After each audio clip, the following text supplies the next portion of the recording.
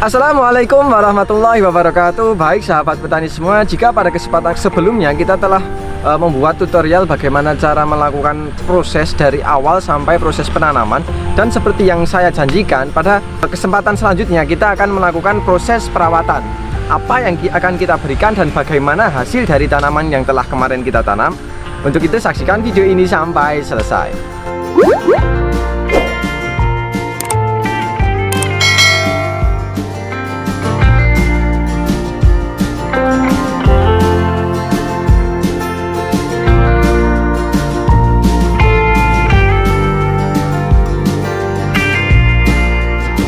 Baik sahabat petani semua, kembali lagi bersama saya Zaki di channel Mitra Bertani TV. Seperti yang telah saya jelaskan di awal tadi, pada kesempatan kali ini kita akan memperlihatkan bagaimana perawatan-perawatan yang kita berikan pada tanaman cabai kita.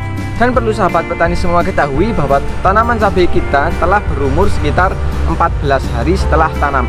Buat teman-teman yang belum melihat video kami sebelumnya, bisa melihat atau mengklik link di atas, karena pada video-video tersebut kita telah memberikan bagaimana cara proses dari awal sampai proses penanaman, dan sekarang lanjut pada proses perawatan.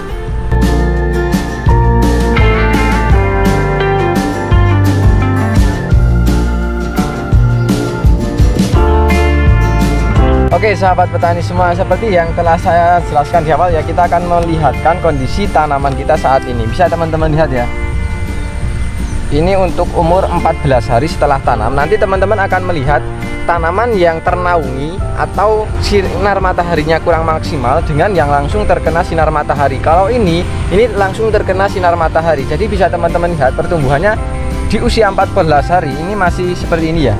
Nanti akan ada bedanya dengan yang ternaungi. Nah, kalau menurut saya tanaman yang 14 hari tapi pertumbuhannya masih seperti ini, kalau saya malah lebih suka. Karena apa? Karena ini artinya proses adaptasi di tanah itu lebih lama, tidak terburu-buru. Yang saya amati, apabila tanaman terlalu cepat beradaptasi, kemudian pertumbuhannya itu sangat cepat, itu nanti vigor yang terbentuk itu kurang kuat. Jadi pertumbuhannya cepat tapi kurang seimbang atau kurang balance. Artinya sistem perakarannya itu kurang kuat, kurang maksimal. Tapi kalau seperti ini yang saya rasakan, yang saya amati, ini nanti proses jumlah akarnya ini akan terbentuk cukup banyak, dan apabila kita memberikan nutrisi itu nanti akan sesuai dengan kebutuhan yang dia berikan. Jadi lebih baik kalau menurut saya proses pertumbuhan dari awal itu hati-hati saja, tidak terlalu terburu-buru. Oke ya, jadi sahabat petani semua bisa teman-teman lihat di bagian belakang saya itu ada paranet. Kemudian tingkat intensitas cahaya itu akan lebih kurang karena di sini juga paranet. Nah, bisa teman-teman lihat proses pertumbuhannya ini jauh lebih cepat dibandingkan yang tadi yang kena langsung sinar matahari. Bisa teman-teman lihat ya, dari sistem batang, daun ini sudah cukup lebar, batangnya sudah cukup besar, anakannya sudah cukup banyak.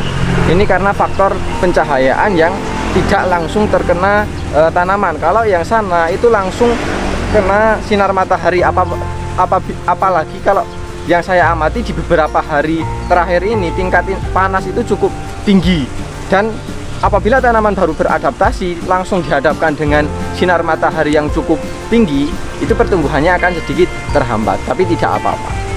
Oke, jadi saya sampaikan kembali ya, bahwa proses adaptasi suatu tanaman itu sangat bergantung pada lingkungan, khususnya pencahayaan dan lain sebagainya. Teman-teman tadi sudah saya ajak untuk melihat sendiri bagaimana yang terpapar sinar matahari secara langsung dan bagaimana yang ternaungi. Nanti teman-teman bisa memilih mana di antara dua tanaman tersebut, karena setiap tanaman itu memiliki konsekuensinya masing-masing. Yang tumbuhnya pelan itu nanti sistem perakarannya akan lebih banyak dan lebih kuat, tapi proses pertumbuhannya itu akan lebih lambat. Tapi yang ternaungi itu biasanya lebih cepat, proses adaptasinya lebih cepat, tapi sistem perakarannya itu belum begitu maksimal, jadi agak sedikit rentan dan perlu kehati-hatian terkait pemberian pupuk dan lain sebagainya.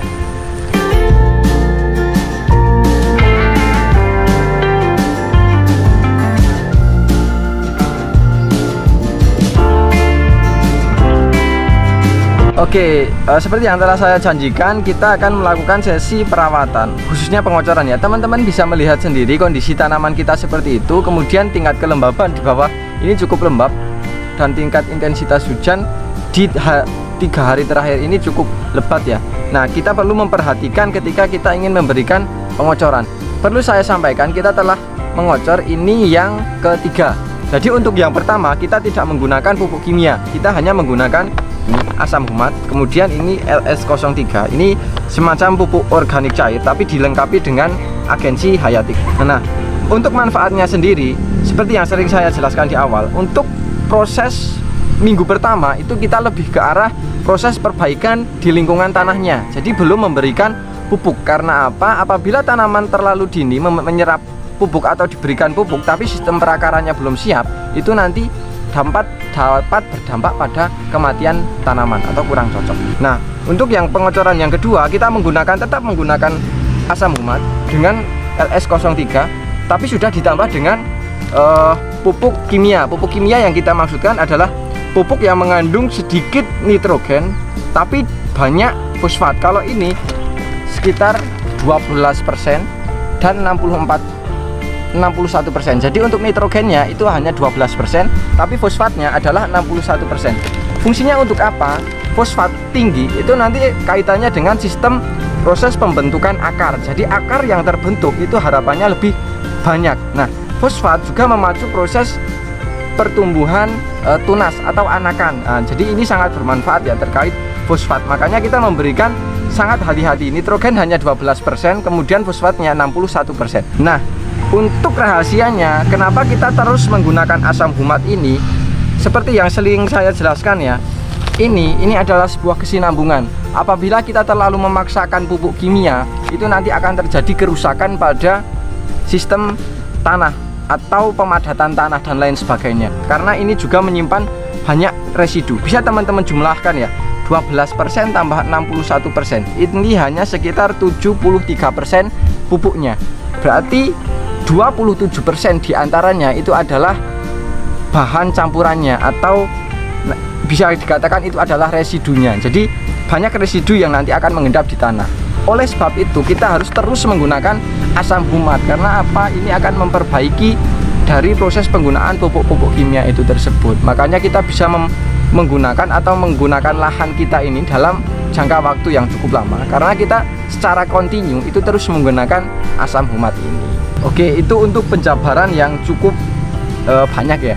Mohon maaf ya kalau terlalu banyak. Nah, untuk dosisnya sendiri pada pengocoran di 14 hari setelah tanam ini kita menggunakan 2 sendok makan untuk asam humatnya. Kemudian LS ini sekitar 2-3 tutup. Kemudian untuk super interfos ini atau nitrogen dan fosfat ini adalah 2 sendok makan. Untuk ini sekitar 20 liter air.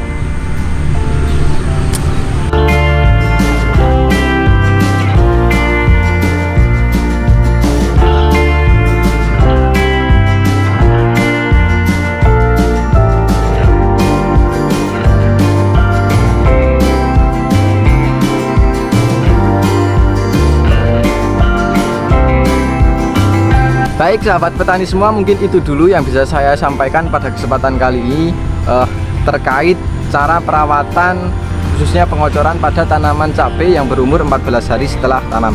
Perlu saya ingatkan kembali bahwa untuk sahabat petani semua mungkin bisa berbijak lagi dalam menggunakan pupuk dan nutrisi. Teman-teman harus bisa melihat bagaimana kondisi tanaman teman-teman, kemudian bagaimana lingkungan, terus bagaimana kondisi tanah teman-teman. Jadi jangan disamaratakan, dan mari sama-sama kita wujudkan menuju pertanian yang berkelanjutan.